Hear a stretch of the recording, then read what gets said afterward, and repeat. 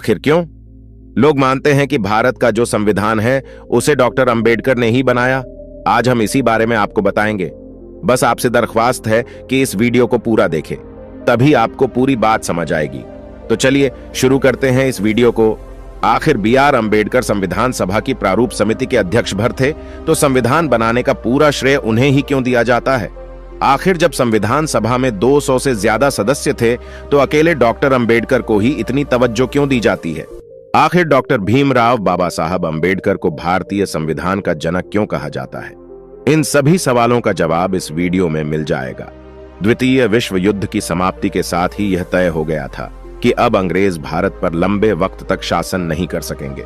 लेकिन अगर अंग्रेज भारत छोड़कर जाते हैं तो इतने बड़े देश की जिम्मेदारी सौंपी किसे जाए? आखिर वो कौन होगा जिसके हवाले पूरा देश होगा? आखिर कांग्रेस में वो कौन कौन से नेता होंगे जिन्हें अंग्रेज देश चलाने की जिम्मेदारी देंगे? इसी सवाल का जवाब तलाशने के लिए 23 मार्च 1946 को कैबिनेट मिशन का एक दल दिल्ली पहुंचे। इस टीम में 3 लोग शामिल थे: Patrick Lawrence, sir Stafford Cripps और A.B. अलेक्जेंडर। इस दल ने सभी पक्षों से मिलकर बात की और 16 मई 1946 को यह कैबिनेट मिशन इस निष्कर्ष पर पहुंचा कि भारत की आजादी के बाद अंग्रेज भारत के सत्ता संविधान सभा को सौंप देंगे। इस संविधान सभा में कौन कौन होगा, इसके लिए चुनाव होगा। यह भी तय हुआ कि संविधान सभा में कुल 389 सदस्य होंगे, जिनमें 292 सदस्य प्रांतों से और 93 सदस्य प्रिंसली स्टेट से यानी कि रियासतों से होंगे। 25 जून को कैबिनेट मिशन की इस योजना पर आम सहमति बन गई। 29 जून को मिशन वापस लौट गया। इसी कैबिनेट मिशन की सिफारिशों के तहत अंतरिम सरकार का गठन हुआ, जिसमें 2 सितंबर 1946 को भारत की अंतरिम सरकार बनी और जवाहरलाल नेहरू देश के पहले प्रधानमंत्री बने। इससे पहले कैबिनेट मिशन की सिफारिशों पर संविधान सभा के 385 सीटों के लिए जुलाई और अगस्त 1946 में चुनाव हुए। उस चुनाव में बाबा साहब डॉक्टर भीमराव अंबेडकर की एक उम्मीदवार थे, जो बंबई से शेड्यूल कास्ट फेडरेशन के उम्मीदवार थे, लेकिन वो चुनाव हार गए। हालांकि महात्मा गांधी से लेकर कांग्रेस और यहां तक कि मुस्लिम लीग के लोग भी चाहते थे कि अंबेडकर को तो संविधान सभा का सदस्य होना ही चाहिए।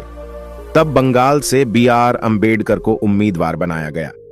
मुस्लिम लीग के वोटों के जरिए डॉक्टर अंबेडकर वो चुनाव जीत गए और संविधान सभा के सदस्य बन गए।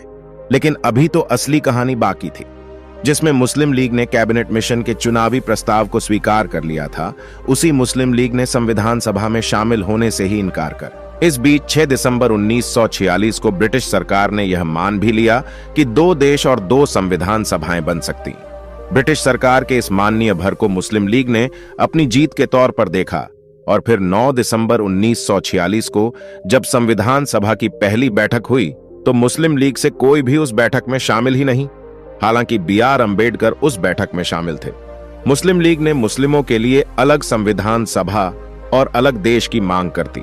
लाख कोशिशों के बाद भी जब मुस्लिम लीग के लोग नहीं माने तो संविधान सभा ने अपना काम शुरू कर दी है, तो सच्चिदानंद सिन्हा को संविधान सभा का और अस्थायी अध्यक्ष नियुक्त किए। फिर 11 दिसंबर को सर्वसम्मति से डॉक्टर राजेंद्र प्रसाद संविधान सभा के अध्यक्ष नियुक्त किए गए। संविधान सभा की बैठक के 5वें दिन 13 दिसंबर को जवाहरलाल नेहरू ने संविधान सभा में लक्ष्य संबंधित प्रस्ताव पेश किया।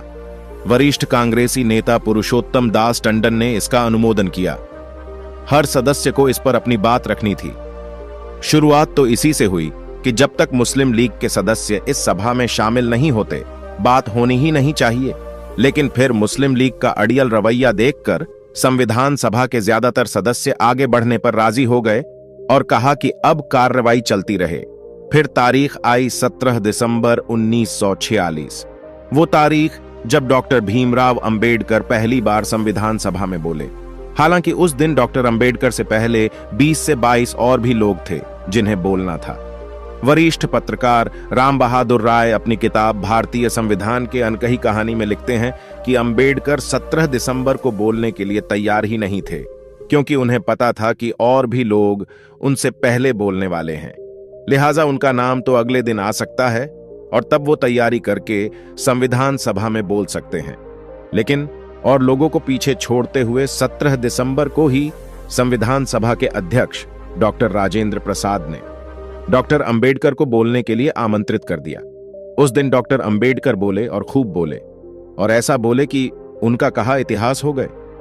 बकौल राम बहादुर राय की किताब भारतीय संविधान की अनकही कहानी, डॉक्टर अंबेडकर ने उस दिन कहा, कांग्रेस और मुस्लिम लीग के झगड़े को सुलझाने की एक और कोशिश जरूर करनी चाहिए। मामला इतना संगीन है कि इसका फैसला एक या दूसरे दल की प्रतिष्ठा के ख्याल से ही नहीं किया जा सकता। जहां राष्ट्र के भाग्य का फैसला करने का प्रश्न हो, वहां नेताओं, दल हो, संप्रदायों की शान का कोई मूल्य नहीं रहना चाहिए। वहां तो राष्ट्र के भाग्य को ही सर्वोपरि रखना चाहिए। उस दिन डॉक्टर अंबेडकर ने अपने भाषण का समापन करते हुए कहा, शक्ति देना तो आसान है, पर बुद्धि देना कठिन। लंबे वाद विवाद के बाद 22 जनवरी 1947 को संविधान सभा में लक्ष्य संबंधी प्रस्ताव को स्वीकार कर लिया, जो संविधान की प्रस्तावना का आधार है। हालांकि उस दिन तक भी मुस्लिम लीग का कोई भी प्रतिनिधि संविधान सभा में नहीं आया। टकराव और बढ़ गया और तब 13 फरवरी 1947 को पंडित नेहरू ने मांग की कि अंतरिम सरकार में शामिल मुस्लिम लीग के मंत्री इस्तीफा दे दें। सरदार पटेल ने भी यही दोहराया। इस बीच 20 फरवरी को ब्रिटिश प्रधानमंत्री एटली ने घोषणा की कि जून 1948 से पहले सत्ता का हस्तांतरण कर दिया जाएगा, लेकिन इसके लिए एटली ने शर्त रखी, और शर्त यह थी कि जून 1948 से पहले संविधान बन जाना चाहिए। ऐसा नहीं हुआ तो फिर ब्रिटिश हुकूमत को विचार करना होगा कि सत्ता किसे सौंपी जाए। ऐसी परिस्थितियों को देखते हुए 28 अप्रैल 1947 को संविधान सभा का तीसरा सत्र शुरू हुआ। अध्यक्ष डॉक्टर राजेंद्र प्रसाद ने एटली की घोषणा के बारे में सबको बताया और कहा कि अब संविधान सभा को अपना काम तुरंत ही पूरा करना होगा। इसके ठीक पहले 24 मार्च 1947 को नए governor general Lord Mountbatten Bharat आ गए और चंद दिनों में यह तय कर दिया था कि भारत का तो बंटवारा होगा, भारत और पाकिस्तान दो अलग अलग देश होंगे। अब इसकी वजह से संविधान सभा में फिर बदलाव होना। जिस सीट जैसे डॉक्टर अंबेडकर संविधान सभा के सदस्य चुने गए थे, वो सीट पाकिस्तान के हिस्से में चली गई। इस तरह से डॉक्टर अंबेडकर एक बार फिर से संविधान सभा से बाहर हो गए। लेकिन तब तक संविधान सभा के लोगों ने यह तय कर लिया था कि अंबेडकर का इस संविधान सभा में रहना जरूरी है। तब बॉम्बे प्रेसिडेंसी के प्रधानमंत्री हुआ करते थे बीजी खैर। उन्होंने संविधान सभा के एक और सदस्य और कांग्रेस पार्टी के वरिष्ठ नेता M.R. जयशंकर को इस्तीफा देने के लिए राजी किया। उनकी जगह पर डॉक्टर B.R. अंबेडकर फिर से संविधान सभा में शामिल हुए। 14 अगस्त 1947 की रात 12 बजते ही संविधान सभा के अध्यक्ष डॉक्टर राजेंद्र प्रसाद ने ऐलान किया है, संविधान सभा ने भारत का शासन अधिकार ग्रहण करना कर लिया है। आजादी मिलने के बाद और सत्ता का हस्तांतरण संविधान सभा के पास होने के साथ ही संविधान सभा अपने मूल लक्ष्य की ओर आगे बढ़े और इसी कड़ी में 29 अगस्त 1947 को संविधान सभा में प्रारूप समिति के अध्यक्ष के तौर पर डॉक्टर भीमराव अंबेडकर का नाम सर्वसम्मति से पास कर दिया। प्रारूप समिति में और भी 6 सदस्य थे, जिनमें कन्हैया लाल माणिकलाल मुंशी, मोहम्मद सादुल्लाह, अल्लादी कृष्ण स्वामी अय्यर, N. गोपाल स्वामी अयंगर, खेतान और मित्र थे। 30 अगस्त 1947 को संविधान सभा स्थगित कर दी गई ताकि संविधान का मसौदा या कहिए कि संविधान का प्रारूप बनाया जा सके। 27 अक्टूबर से इस प्रारूप समिति ने रोजमर्रा का काम शुरू किया। बात, विचार और बहस के बाद 21 फरवरी 1948 को प्रारूप समिति के अध्यक्ष डॉक्टर अंबेडकर ने संविधान सभा के अध्यक्ष डॉक्टर राजेंद्र प्रसाद के सामने संविधान का प्रारूप रखा। डॉक्टर राजेंद्र प्रसाद ने इस मसौदे या कहिए कि प्रारूप को सरकार के मंत्रालयों, प्रदेश सरकारों, विधान सभाओं और सुप्रीम कोर्ट, हाई कोर्ट को भेजा ताकि सबके सुझावों को शामिल किया जा सके।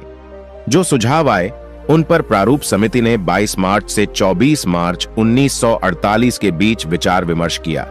3 नवंबर 1948 से फिर से संविधान सभा की बैठक शुरू हुई। 4 नवंबर 1948 को डॉक्टर राजेंद्र प्रसाद ने फिर से मसौदे पर बात की और संविधान सभा को कहा कि यह मसौदा उस समिति ने बनाया है जिसे इसी संविधान सभा ने बनाया था और जिसके अध्यक्ष डॉक्टर भीमराव अंबेडकर हैं। 4 नवंबर को उसी दिन डॉक्टर अंबेडकर ने मसौदे को संविधान सभा के पटल पर रखा। आने वाले दिनों में कुछ संशोधन भी सुझाएंगे, कुछ माने गए, कुछ को खारिज कर दिया गया और फिर 17 नवंबर 1949 को संविधान सभा के अध्यक्ष डॉक्टर राजेंद्र प्रसाद ने घोषणा की, अब हम संविधान के तृतीय पठान को आरंभ करेंगे। इसका अर्थ था कि अब संविधान बनकर तैयार हो गया है। इसके बाद डॉक्टर राजेंद्र प्रसाद ने मसौदा समिति के अध्यक्ष डॉक्टर अंबेडकर को पुकारा। वो अपनी जगह पर खड़े हुए और कहा, मैं यह प्रस्ताव पेश करता हूं कि संविधान को सभा ने जिस रूप में निश्चित किया है उसे पारित किया गया है। इस प्रस्ताव पर 17 नवंबर 1949 से 25 नवंबर 1949 तक बहस हुई और फिर 26 नवंबर को संविधान सभा के अध्यक्ष के तौर पर डॉक्टर राजेंद्र प्रसाद ने अपना आखिरी अध्यक्षीय भाषण दिया। भाषण खत्म होने के बाद डॉक्टर राजेंद्र प्रसाद ने पूछा, प्रश्न यह है कि इस सभा द्वारा निश्चित किए गए रूप में यह संविधान पारित किया जाए। पत्रकार राम बहादुर राय अपनी किताब भारतीय संविधान की अनकही कहानी में लिखते हैं कि डॉक्टर राजेंद्र प्रसाद के इस सवाल पर ध्वनिमत से संविधान स्वीकृत किया गया।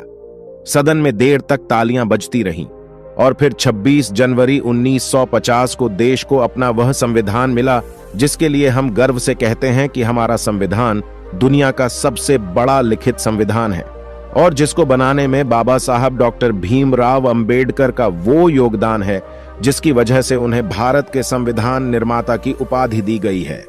दोस्तों, आज की वीडियो में बस इतना ही। इस चैनल पर मैं सिर्फ बाबा साहेब के जीवन से जुड़ी छोटी बड़ी सभी जानकारी लेकर आता रहता हूं। यदि आप बाबा साहब को पसंद करते हो और इनके बारे में और अधिक जानना चाहते हो तो हमारे बाबा साहेब अंबेडकर जी यूट्यूब चैनल को सब्सक्राइब कर लें। वीडियो को पूरा देखने के लिए धन्यवाद। आपका दिन शुभ हो।